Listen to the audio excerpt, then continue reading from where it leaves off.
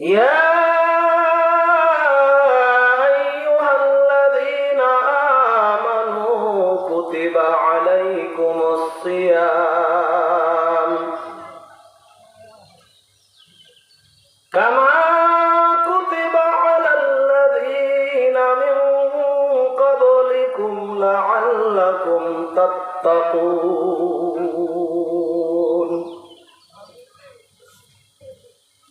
وقال رسول الله صلى الله عليه وسلم من صام رمضان إيمانا واحتسابا غفر له ما تقدم من ذنبه أو كما قال النبي صادق المصدوق صلى الله عليه وسلم آمنت بالله صدق الله العظيم وصدق رسوله النبي الكريم ونحن على ذلك لمن الشاهدين والشاكرين والحمد لله رب العالمين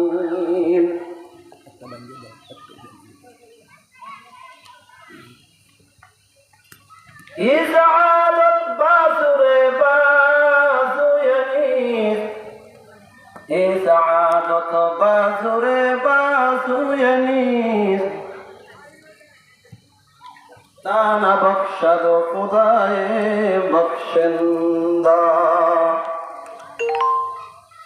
وقال الشاعر هر چیز را زکات است و زکات تن روزاد است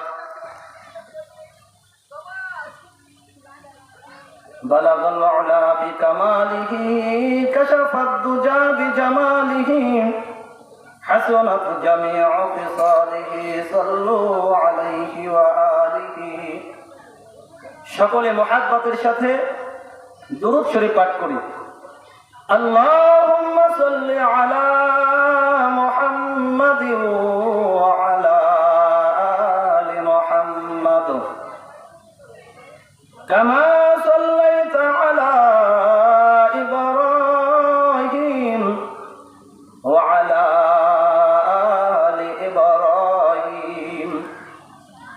إنك حميد مجيد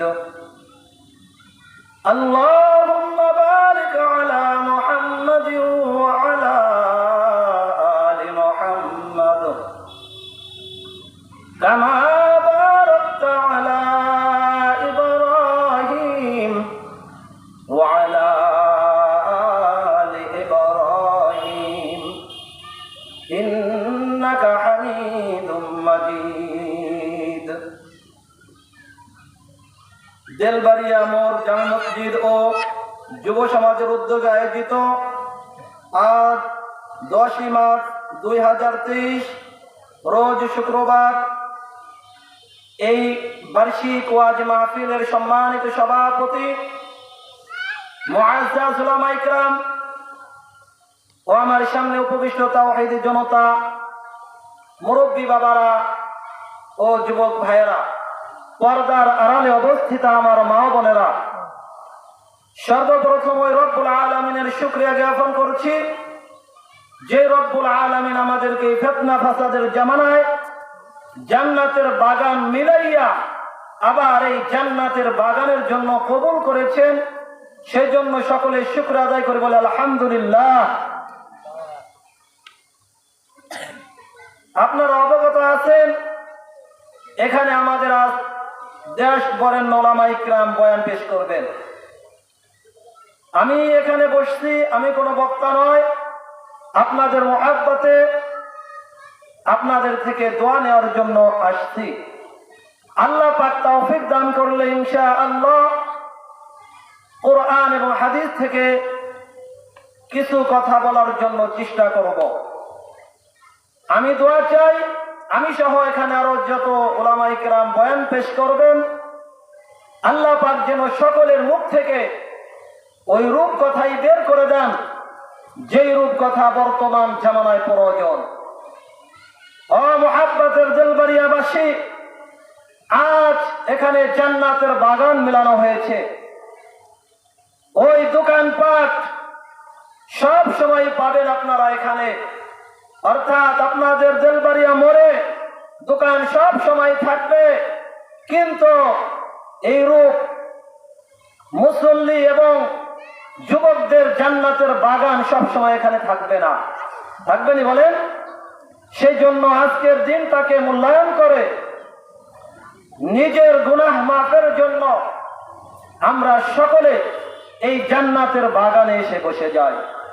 কারণ বলা হয়েছে গুজাশতা জামানা ফিরহাত আতানি, ওরে চলে যাওয়ার সময় আর কোনোদিন দুনিয়ায় ফিরে আসবে না।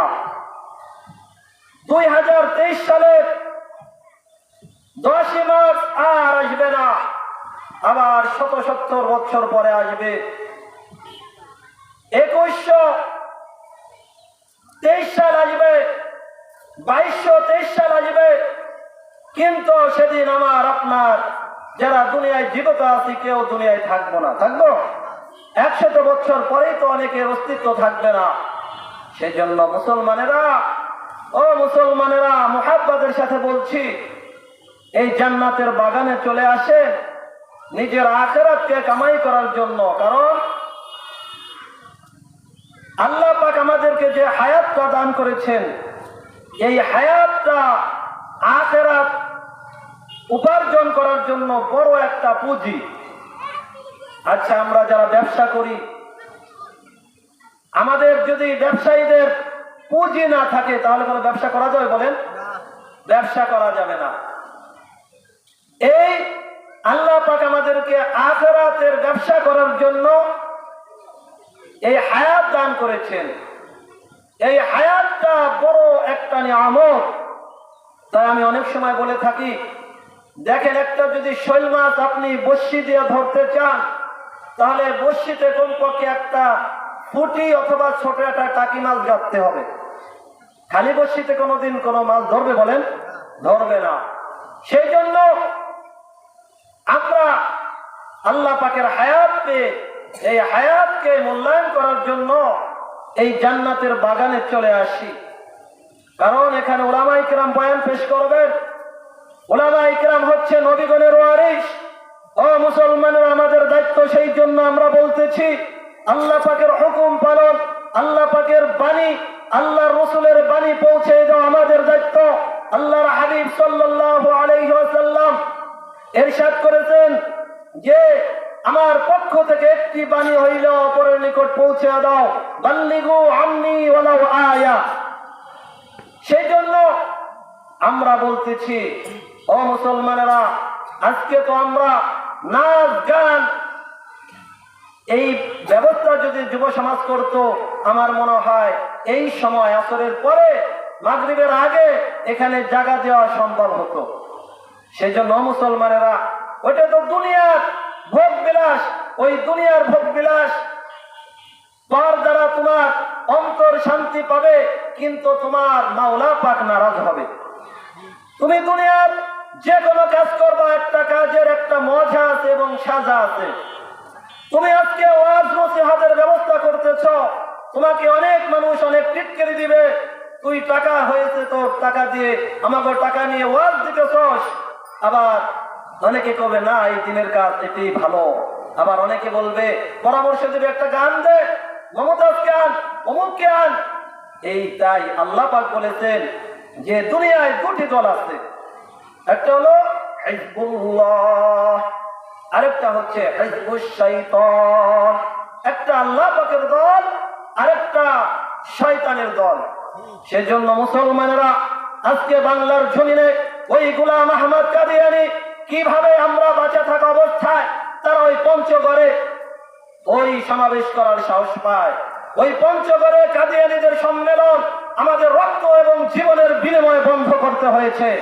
আমাদের সরকারের কাছে আবেদন, আমরা এরকম ভাবে আপনার কাছে অনুরোধ করছি, ওই গোলাম আহমদ কাদিয়ানীকে আপনি রাষ্ট্রীয়ভাবে কাফের বলে ঘোষণা দিতে হবে, সংসদে আইন পাস করতে হবে। কারণ আপনারা জানেন পঞ্চগড়ের গোলাম আহমদ কাদিয়ানী গ্রুপের ওই 3 দিনের সালানা জলসা আমাদের রক্ত এবং ওই আরিফ ভাইয়ের জীবনের বিনিময়ে বন্ধ করতে হয়েছে। সেই জন্য আমরা দুনিয়ায় মুমিনরা আমরা বেঁচে থাকা অবস্থায় আমাদের শরীরে 1 ফোঁটা রক্ত থাকলেও আমরা বাতিলের বিরুদ্ধে লড়াই করে যাব ইনশাআল্লাহ। সেই জন্য যুবক ভাইয়েরা, তোমাদের মহব্বতে আসছি, আমরা মুসলমান, তোমরা মুসলমান, আমাদের একটা দায়িত্ব হচ্ছে আল্লাহ পাকের হুকুম নবীর তরিকায় পালন করা। আজকে আল্লাহ পাকের হাবিব বলেছেন, আনা খাতামুন নবিয়্যিন লা নবিয়্যা বা'দি। আল্লাহ পাকের হাবিব বলেন, আমি শেষ নবী, আমার পরে আর কোনো নবী নাই। আর গোলাম আহমদ কাদিয়ানী কি বলে যে আমিও গোলাম আহমদ, আমার নাম যেহেতু আহমদ, আমি একজন নবী। বলেন নাউজুবিল্লাহ। সেই জন্য মুসলমানেরা এখন ওই কুলুর বলদ নাই, মুসলমানেরা এখন, যুবকেরা এখন সজাগ হয়েছে। যে কোনো মুহূর্তে বাতিল শক্তি যে কোনো রূপ ধারণ করে আমাদের সামনে আসবে ইনশাআল্লাহ। মুসলমানেরা, ইসলামের যুবকেরা শেষ রক্ত বিন্দু দেওয়া হলেও আল্লাহ পাকের দ্বীনের জন্য ময়দানে লড়ে যাবে ইনশাআল্লাহ। সেজন্য আমি যুবকদেরকে ধন্যবাদ দেই। এই যুবকরা ইচ্ছা করলে গান বাজনার ব্যবস্থা করতে পারতো, কেউ বাধা দিতে পারতেন? বলেন, এটা স্বাধীন দেশ। কিন্তু আজকে স্বাধীন দেশে মুসলমানদেরকে, উলামায়ে কিরামকে যেভাবে নির্যাতন করা হয়, মুসলমান আমার দেখে অনেক আলেমদেরকে, কারাবন্দী আলেমদেরকে যেভাবে নির্যাতন করা হচ্ছে, এটা দেখে আমার চোখে এরকম ভাবে মুসলমানদের চোখে পানি ঝরতেছে। একজন আলেম, সে আলেমকে সেদিনও দেখলাম এই কাদিয়ানী গ্রুপের কোন সমাবেশের সময়, যে যাইতেছে একজন আলেমকে একজন প্রশাসন কিভাবে লাথি দিয়ে তাকে আঘাত করতে পারে। সকল প্রশাসনকে বলি না, অনেক প্রশাসন ইসলামের জন্য অনেক মেহনত করতেছে। আপনাদের সন্তান ওই লুৎফর রহমান ভাই মারা গেল, সৈনিক, সে মারা গেল যেদিন, তার কয়েকদিন আগে আপনাদের দেলবাড়িয়া ঈদগাহ মাদ্রাসা ওয়াজ হয়েছিল, আমার মনে আছে। বক্তা মনে হয় নূর হোসেন নুরানি সাহেব আসছিলেন, তিনি যুবকদেরকে ওয়াদা করিয়েছিলেন, ও যুবকেরা, কে আছো আজকে থেকে নবীর এই সুন্নত, এই দাড়িতে কে খুর দিবা না, দাঁড়িয়ে যাও। সেদিন তাদের মধ্যে একজন ছিল আমাদের লুৎফর রহমান ভাই। লুৎফর ভাইয়ের দাফন আমরা নিজ হাতে করেছি আমি।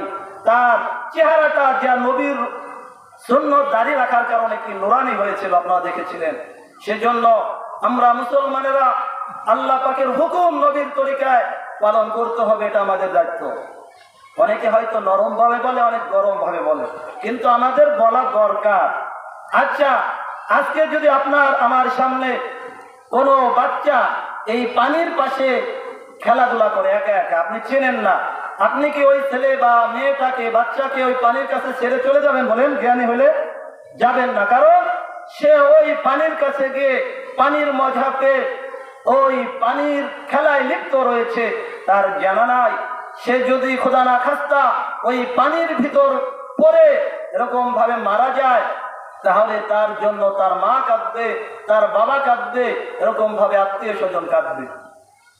গত কয়েকদিন আগে মনে হয় এলাকার আশপাশে বাই গ্রামে নাকি একটা বাচ্চা মারা গিয়েছে, 5 মাস না 7 বছর যেন বয়স। কিভাবে? খানা খাবার গিয়ে, মুড়ি খাবার গিয়ে নাকি নাকের ভিতর দিয়েছিল। তাই সন্তানেরা পানির খেলা পেয়ে পানির মজায় লিপ্ত রয়েছে। আপনি বিবেকবান হলে তাকে ওই পানি থেকে উঠাইয়া তার গার্জিয়ান, অভিভাবক, মা বাবার হাতে তুলে দেবেন। আমরা উলামায়ে কিরাম দেখতেছি, আর মানুষ ওই জাহান্নামের দিকে গিয়ে জাহান্নামের খেলায়, জাহান্নামের মজায় ওই জাহান্নামের দিকে দৌড় দিচ্ছে। এখন যদি আমরা উলামায়ে কিরাম তাদেরকে বাধা না দেই, আপনারাই যারা এরকম যাদেরকে বাধা দেব না আমাদের সামনে, তারাই একদিন মামলা দায়ের করতে পারে যে আমরা এই উলামায়ে কিরামের সামনে ওই জাহান্নামের দিকে রওনা হয়েছিলাম, তারা আমাদেরকে কোনোদিন বাধা দেয় না। দিবে না এরকম মামলা? সেদিন আমরা মামলায় না পড়ার জন্য, আমাদের দায়িত্ব পালন করার জন্য আজকে বলতেছি যে গোলাম আহমদ কাদিয়ানী যে একটা গ্রুপ আছে, এদেরকে এরকম ভাবে রাষ্ট্রীয় ভাবে কাফের ঘোষণা করতেই হবে। দ্বিতীয় কথা, আমাদের শিক্ষা সিলেবাসে যে